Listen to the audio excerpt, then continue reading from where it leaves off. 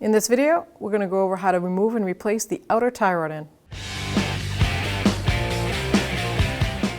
22mm socket to remove the lug nuts.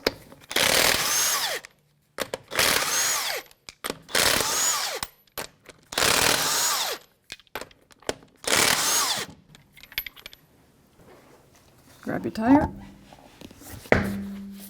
Before you start any tie rod end job, always make sure your steering wheel is straight and locked. If you're going to be doing a tie rod end replacement with an area like this is pretty rusted, but you always want to loosen up the jam nut before you do even just an outer or an inner together. That jam nut has to move. And that's a good way to determine whether you're going to need both inner and outer, even though one might not have play in it.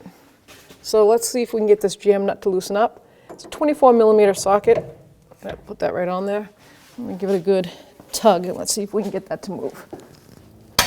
There we go. That's nice. That's exactly what we want. Now with a pair of cutters, I'm going to take this old cotter pin out. If it breaks, that's fine. We're replacing it anyways. Always replace the cotter pin, but if it breaks off in the tie rod end, it's not that big of a deal.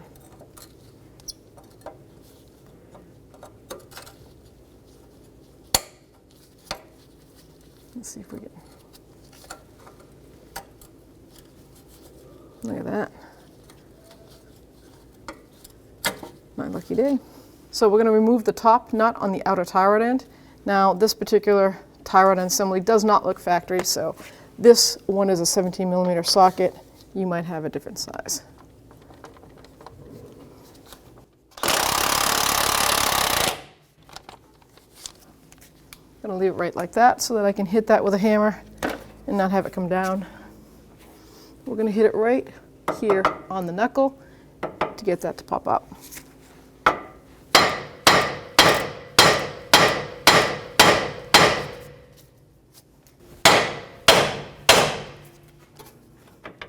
Now I'm going to remove that nut the rest of the way out. If the tie rod end starts to spin, just get a pair of locking pliers, lock that stud right in, hold it so that you can get that off the rest of the way.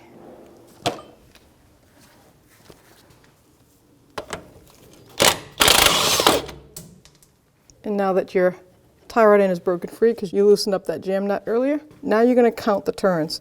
Knowing that it sits parallel, we're going to count the turns every time around. 1, 2, 3, 4, 5, 6, 7, 8, 10, 12, 13.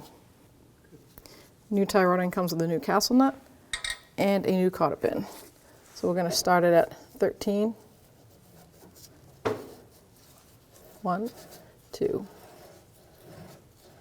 5, 7, 9, 10, 1, 2, 3. Bring that jam nut in. Now remember, our steering wheel was straight, we preset it, so this should fall right in. So now we can line it right up with the knuckle. Move back and forth to seat it. Grab our new castle nut.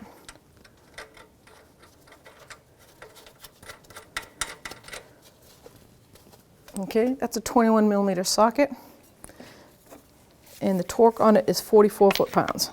So we're just going to snug it down and then we'll torque it.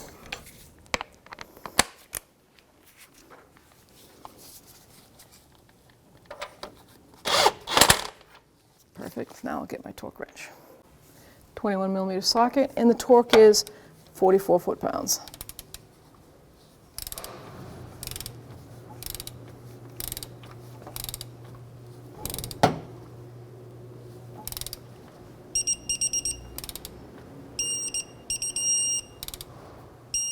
Perfect. Now let's see if we need to move just a hair more for that to line up for the cotter pin. I'd rather be a little too tight than loose. Let's see. A little bit more. Perfect. I'll take my new cotter pin guide that through.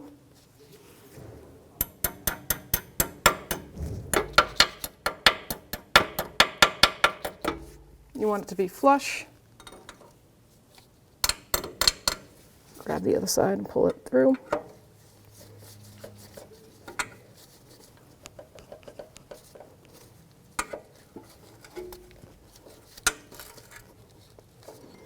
Take that pin, move it over the top.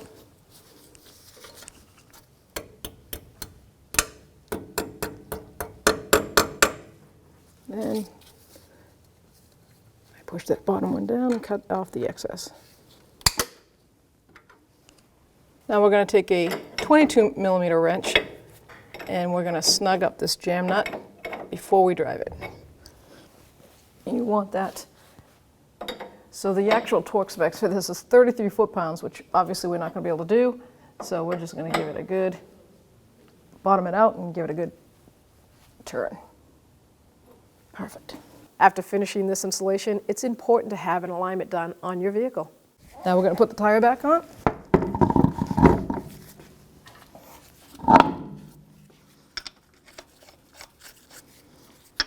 Put all the lug nuts on by hand. Definitely start them.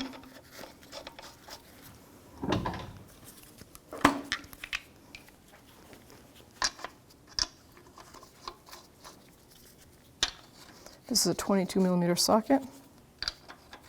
We're just going to snug them up in a star pattern and we're going to torque it to the factory spec.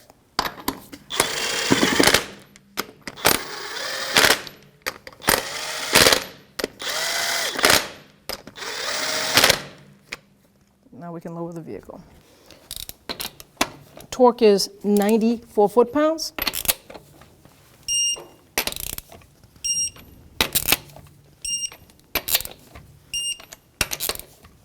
Double check.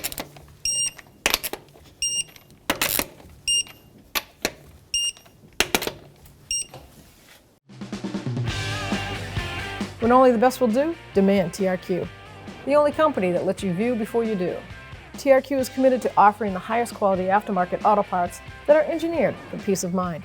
Thanks for using and viewing with TRQ.